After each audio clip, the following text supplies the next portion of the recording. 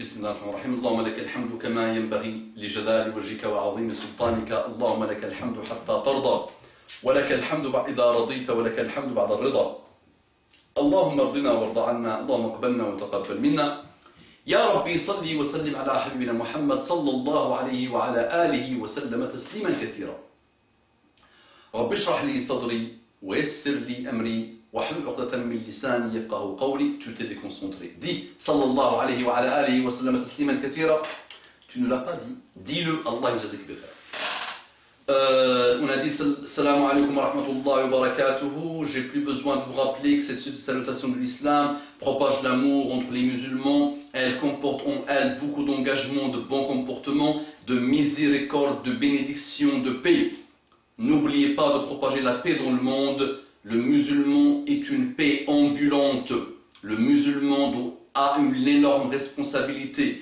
Il porte sur ses épaules, sur sa façon de s'habiller, dans son comportement, dans sa façon de voir les choses, dans son avancement, une lourde responsabilité qui s'appelle le fait qu'il soit ambassadeur de l'islam. Chacun de nous doit respecter cette lourde responsabilité qui est le fait d'être musulman. Barakallahu fikum. Bonjour mes frères et sœurs de l'humanité. Qu'Allah vous guide, mes frères et sœurs de l'humanité, pour que vous goûtiez, pour que vous puissiez goûter à la vie. Vous pensez souvent que ceux qui sont en face de vous, les gens qui n'ont rien compris, les pauvres, rien. Mais attention, méfiez-vous de cette façon de voir les choses et commencez à cheminer vers Allah subhanahu wa ta'ala et croyez-moi que vous allez le trouver si vous êtes sincère. C'est un cas qui, j'hésite depuis un moment de le traiter ou pas. Et la sœur qui m'a envoyé ce cas n'arrête pas de me demander de le traiter. Quand j'avais lu ce cas, sachant que je reçois beaucoup de mails sur Facebook et sur YouTube, que j'ai même plus le temps de lire, j'ai reçu tellement de choses et j'ai vu tellement de choses dans le monde réel et dans le monde virtuel, et chacun de vous a vu tellement d'histoires et entendu tellement d'histoires, que parfois tu te dis la hawla wa la quwwata illa billah, c'est tellement dévié que ce type de cas, quand je l'ai lu, wallah, j'ai invité ma femme pour lui lire ce cas où il y a beaucoup de méditation, il y a beaucoup de choses à apprendre. L'histoire, donc j'hésite beaucoup parce qu'il ne faut pas que je donne des indications. La jeune fille me demande de faire la vidéo mais sans trop donner d'indications.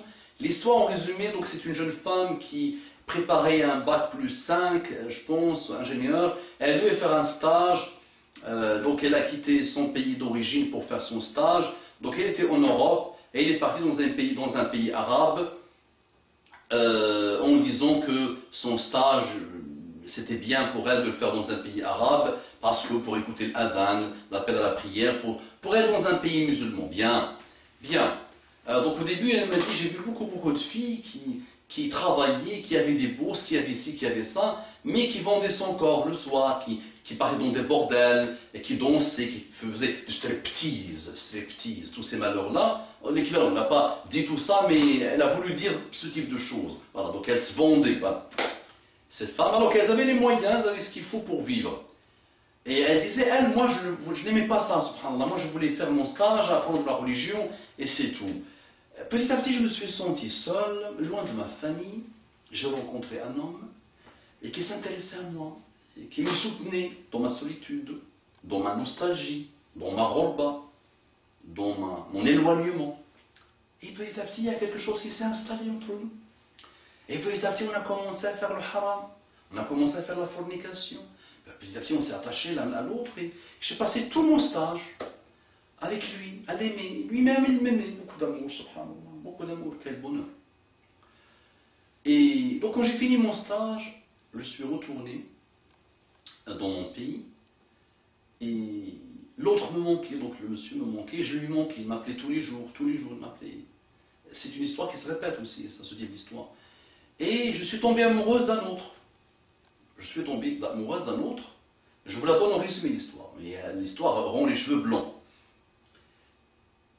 Donc la question que la jeune fille me pose, qui m'a étonné, subhanallah, j'étais un peu dur avec elle dans ma réponse, mais elle a compris que ma dureté était pour son intérêt, c'était pas pour autre chose. Elle m'a dit, si vous étiez à ma place, lequel choisir. Donc cet homme, ou que j'ai laissé dans le pays arabe, qui n'a rien à voir avec l'islam, qui n'a pas de comportement islamique, qui est paresseux, qui est malheureux, qui ne pense qu'au sexe, mais il est beau, il est vraiment beau gosse. Et l'autre, qui me parle de temps en temps d'islam, qui est marié, et que j'aime lui aussi. Donc la question qu'elle me pose, c'est si vous êtes à ma place, lequel choisir? Donc elle m'a donné des indications sur chacun, au niveau physique, au niveau pas mal de choses, au niveau un peu comportement. Elle me demande, elle me dit, qu'est-ce que vous aurez fait à ma place? Et moi, Allah, mes frères et sœurs, vous savez, vous imaginez, moi, je souffrais, moi, quand je souffrais, souffrance totale. Elle m'a écrit un journal pour me raconter tout ça. Parce que je me dis, elle ne se pose pas la bonne question. La bonne question, c'est lequel des deux pervers choisir? Elle n'a pas dit pervers, mais moi je rajoute pervers. Tu es dur, tu es maladroit, tu juges les gens, tout ça, dites-le comme vous voulez. Déjà, lancez la recherche sur ce que ça veut dire juger en islam, recommander le bien, interdire le mal, tout ça. Lancez des recherches avant de commencer à dire tu juges pas. Moi je juge personne. Qu'Allah les guide. Mais j'ai une situation. Nous avons en face de nous une situation. Quand quelqu'un boit l'alcool, il boit l'alcool. Quand quelqu'un est homosexuel, il est homosexuel. Quand quelqu'un est pervers, il est pervers. D'accord? Je ne donne pas de nom, donc ce sont des typologies de personnes en plus. Qu'Allah nous guide tous. Essayez de voir, de ne pas voir le mal dans ce que je dis. C'est pas ça qui m'intéresse. Donc maintenant la question qui se pose c'est celle-là. Et la vraie question qui se pose, c'est comment atteindre ce niveau de dérive? Comment atteindre ce niveau de bassesse? Comment des parents laissent leur fille partir très loin pour étudier? Ils pensent qu'elle va faire quoi? Pour faire un stage, pour travailler, pour étudier. Il est dur la femme à la femme. Non, l'islam parle de la femme d'une autre manière qu'il faut essayer de comprendre. La femme, c'est une perle. C'est une perle. On doit faire attention à elle. Va avec ta fille si elle veut étudier. Envoie ton frère avec elle. Qu'elle reste ici. À partir du moment où elle atteint son diplôme, elle est bien, elle apprend lui sa religion depuis toute petite. Tu n'apprends rien, tu l'envoies. Elle se pose la question, lequel choisir, alors qu'elle doit se poser la question, qu'est-ce que je risque avec Allah? Avec tous ces malheurs que j'ai faits, avec ces deux hommes. Je suis en train de devenir une femme polyandre. Polyandre dans le haram en plus. Dans le haram, la polyandrie, dans le haram. On n'arrête pas de parler de la polygamie. Dans le halal, elle est mauvaise, elle est tout ça, tout ce que les gens disent, tout ce monde pseudo-civilisé, ce qu'ils disent sur la polygamie, mais la polyandrie, tout le monde est polyandre. Même, je connais même une femme d'un président que vous connaissez tous peut-être, elle est polyandre. Elle aime les hommes voilà, elle aussi polyandre, elle aime ça, elle ne veut pas vivre monogame, vous la connaissez sûrement, cette dame. Alors, quelle déviation, quel niveau de déviation? Mais retournez à Allah subhanahu wa ta'ala. Moi je dis à cette jeune femme, tu vas changer d'homme comme tu changes de Kleenex, comme tu changes de slip, comme tu changes de chemise. Tu vas t'habituer à ça. Tu vas être une femme prédatrice, malheureuse. Cette jeune fille, on doit le dire, elle souffre beaucoup. Elle n'a pas arrêté de me relancer pour que je fasse une vidéo ou des vidéos pour lui faire un rappel. Donc ma soeur, qu'Allah te guide. C'est excellent. Ton regret et ton remords, alhamdoulilah. Parce que le premier mail était un mail long pour dire lequel choisir. Mais petit à petit, il a évolué pour me montrer qu'elle est en train de chercher le repentir. Qu'elle souffre à mort. Qu'elle atteint un niveau de souffrance totale. Et qu'elle se sent sale. Et qu'elle se sent toute seule. Et qu'elle a besoin de conseils. Et qu'elle a besoin de soutien.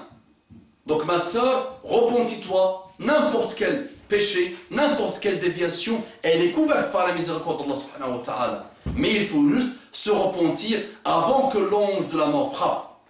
D'accord? Donc, comme je t'ai dit par écrit, ma femme a fait tomber le chronomètre, c'est pas grave. Donc, qu'est-ce que je dis? Là, j'ai perdu le fil de mes pensées. Qu'Allah te guide.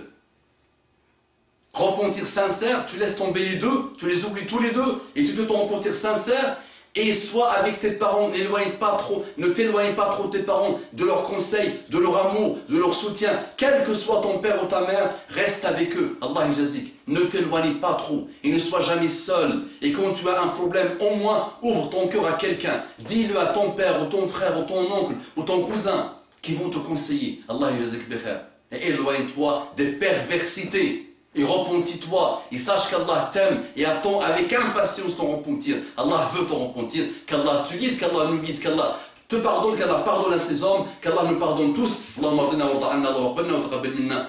Propagez cette vidéo, barakallahu fikum. Assalamu alaikum wa rahmatullahi wa barakatuh.